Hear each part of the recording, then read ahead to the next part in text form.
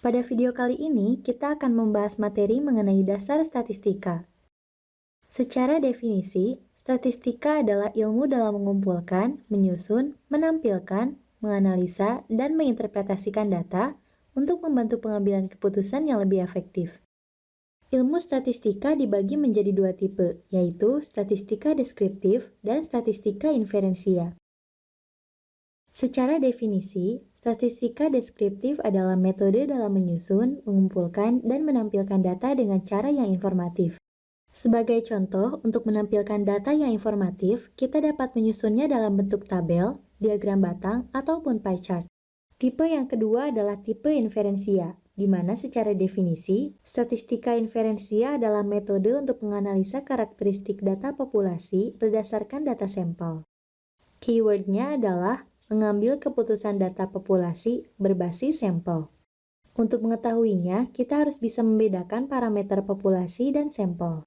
Ketika min, maka parameter populasi dinotasikan dengan mu, sedangkan pada sampel dinotasikan dengan x-bar. Ketika varians, parameter populasi adalah sigma kuadrat, sedangkan parameter sampel adalah s-square. Ketika standar deviasi, parameter populasi adalah sigma, sedangkan parameter sampel adalah S. Dan untuk proporsi, parameter populasi adalah pi, sedang parameter sampel adalah P. Secara garis besar, parameter populasi dinotasikan dengan lambang Yunani, sedangkan parameter sampel dinotasikan dengan abjad. Selanjutnya, kita akan fokus membahas statistika inferensia. Oleh karena itu, kita harus mengetahui bagaimana teknik pengambilan keputusan dalam statistika inferensia. Secara umum, terdapat dua cara yang digunakan untuk mengambil keputusan dalam statistika inferensia. Yang pertama adalah confidence interval, dan yang kedua adalah uji hipotesis. Untuk confidence interval, yaitu estimasi kisaran nilai untuk parameter populasi yang didapatkan dari data sampel pada level confidence tertentu. Output akhir yang akan kita dapatkan adalah, misalkan ketika min sendiri berada di rentang atas ataupun rentang bawah tertentu. Atau dapat dikatakan, min berkisar di antara nilai batas bawah dan batas atas. Contoh lain, ketika proporsi. Ketika proporsi, maka nilai pi-nya akan berada di rentang bawah dan juga rentang atas. Yang terakhir, ketika output akhirnya kita ingin memprediksi nilai varians populasi atau sigma kuadratnya, maka dia berada di nilai batas bawah dan juga nilai batas atas.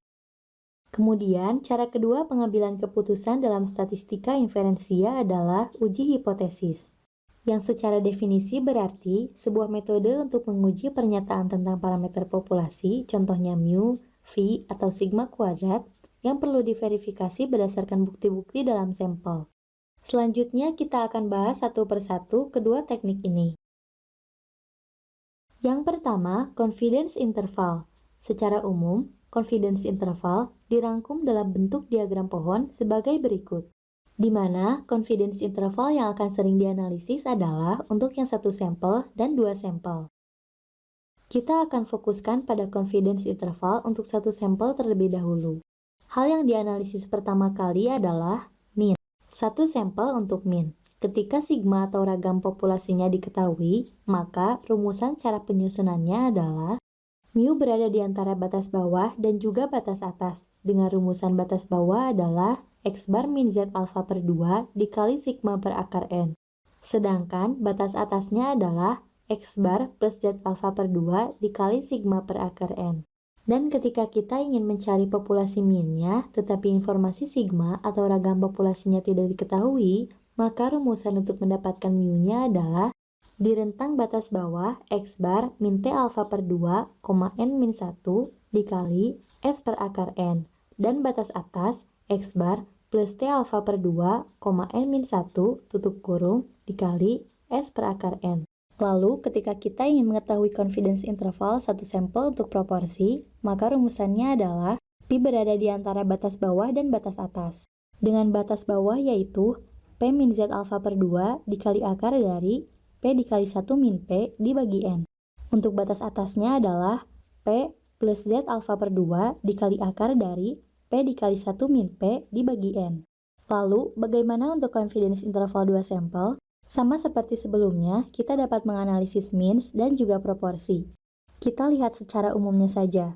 Untuk means-nya, ketika dia memiliki independent sampel atau sampel yang berdiri sendiri, dan juga informasi varians populasi pertama dan kedua diketahui. Atau ketika dia memiliki independent samples, namun informasi varian populasi pertama dan keduanya tidak diketahui.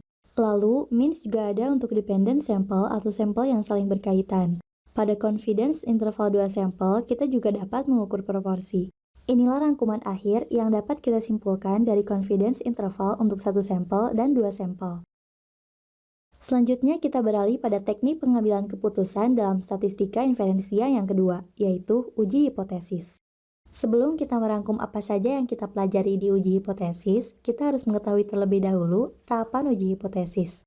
Yang pertama adalah tentukan null hipotesis atau H0, dan juga hipotesis alternatif atau H1.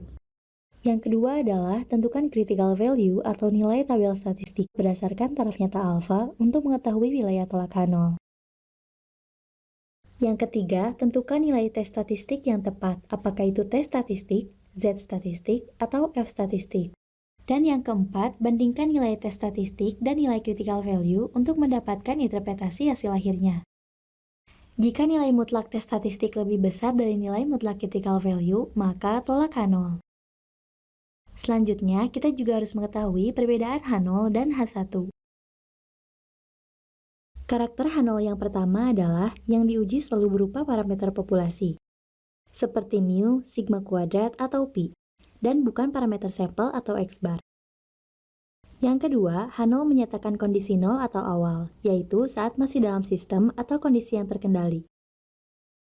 Yang ketiga, H0 selalu menggunakan tanda sama dengan, karena H0 adalah pernyataan yang harus diuji sehingga membutuhkan nilai pasti. Dan yang keempat adalah, dua hasil pengujian berupa tolak H0 atau tidak tolak H0. Selanjutnya, karakter H1. Yang pertama adalah, yang diuji selalu berupa parameter populasi, mu, sigma kuadrat, atau pi, dan bukan parameter sampel atau X-bar. Yang kedua, H1 dapat menyatakan kondisi ketika ada teori baru, standar baru, atau sistem di luar kendali. Yang ketiga, H1 tidak pernah menggunakan tanda sama dengan. Dan yang keempat, ketika kesimpulan akhir adalah tolak H0, berarti pernyataan H1 lah yang diterima. Dan yang kelima, H1 menentukan wilayah keputusan tolak H0, apakah one tile atau two tile. Misalnya, kondisi H1, mu tidak sama dengan 4, maka keputusannya adalah yang diarsir merah dan dia berupa two tile atau dua ekor kiri kanan. Contoh kedua, kondisi H1, mu lebih besar dari 4, maka wilayah tolak H0 yang diarsir merah berupa satu ekor di sudut kanan. Contoh ketiga, ketika kondisi H1, mu lebih kecil dari 4, maka wilayah tolak H0 yang diarsir merah berupa satu ekor di sudut kiri. Setelah kita mengetahui karakter H0, H1, dan juga tahapannya, maka selanjutnya kita akan membahas rangkuman akhir dari uji hipotesis. Sama seperti confidence interval, uji hipotesis juga ada yang berupa satu sampel, dua sampel, dan juga lebih dari 3 sampel. Kita akan membahasnya satu persatu. Pada uji hipotesis satu sampel, ketika kita ingin mengetahui nilai dari populasi min-nya, dan informasi sigma atau ragam populasinya diketahui, maka yang kita gunakan adalah Z distribution. Dengan Z statistiknya sama dengan X bar min mu dibagi sigma per akar N. Namun, ketika kita ingin mengetahui nilai dari populasi min-nya, dan informasi ragam populasinya tidak diketahui, maka yang kita gunakan adalah tabel T. T distribution dengan rumusan T statistikanya sama dengan X bar min mu dibagi S per akar N. Lalu, ketika kita ingin menguji nilai dari proporsi, maka yang kita gunakan adalah Z distribution dengan rumusan Z statistikanya sama dengan P min P dibagi P dikali 1 min P dibagi N. Selanjutnya, kita akan bahas uji hipotesis dengan dua sampel. Pada uji hipotesis dua sampel, ketika kita ingin mengetahui nilai dari populasi min-nya, dan informasi sigma 1 atau ragam populasi ke-1 dan sigma 2 atau ragam populasi keduanya diketahui, maka yang kita gunakan adalah tabel Z dengan rumusan Z statistikanya sama dengan X1 bar min X2 bar dibagi akar dari sigma 1 kuadrat per N1 plus sigma 2 kuadrat per N2. Lalu ketika kita ingin mengetahui nilai dari populasi min-nya Namun, informasi ragam populasi ke-1 dan ragam populasi keduanya tidak diketahui, maka terdapat dua cara, yaitu ketika sigma 1 sama dengan sigma 2, maka kita gunakan rumusan sebagai berikut. SP kuadrat atau ragam total sama dengan N-1 dikali S1 kuadrat ditambah N2 min 1 dikali S2 kuadrat dibagi N1 plus N2 min 2. Dengan rumusan T statistikanya sama dengan S1 bar min X2 bar dibagi akar dari SP kuadrat dikali 1/N1 ditambah 1/N2. Namun, ketika sigma 1 tidak sama dengan sigma 2, maka rumusan yang kita gunakan adalah sebagai berikut. Untuk T statistikanya sama dengan X1 bar min X2 bar dibagi akar dari S1 kuadrat per N1 ditambah S2 kuadrat per N2. Dengan rumusan DF atau degree of freedom-nya sebagai berikut. S1 kuadrat per N1 ditambah S2 kuadrat per N2 lalu dikuadratkan, dibagi S1 kuadrat per N1 dikuadratkan, dibagi N1 min 1 ditambah S2 kuadrat per N2 dikuadratkan, dibagi N2 min 1. Lalu, ketika kita ingin melihat dua sampel untuk proporsi, maka rumusannya adalah sebagai berikut. Kita harus menghitung terlebih dahulu pool proportion atau PC dengan rumusan sebagai berikut. X1 plus X2 dibagi N1 plus N2. Dan rumusan Z statistikanya P1 min P2 dibagi akar dari PC dikali 1 min PC per N1 ditambah PC dikali 1 min PC per N2.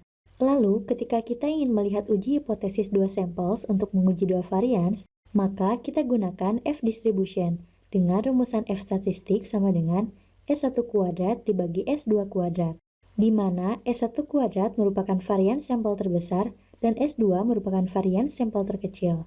Lalu yang terakhir, ketika kita ingin menguji hipotesis untuk lebih dari sama dengan 3 samples, maka kita akan menggunakan analysis of variance, di mana ketika dia terdiri dari one independent sample atau satu faktor saja, maka kita gunakan one-way ANOVA. Dan ketika dia terdiri dari two independent samples atau dua faktor berbeda, maka kita gunakan two-way ANOVA. Inilah rangkuman uji hipotesis untuk satu sampel, dua sampel, dan lebih dari sama dengan 3 sampel. Sekian video pembahasan materi mengenai dasar statistika.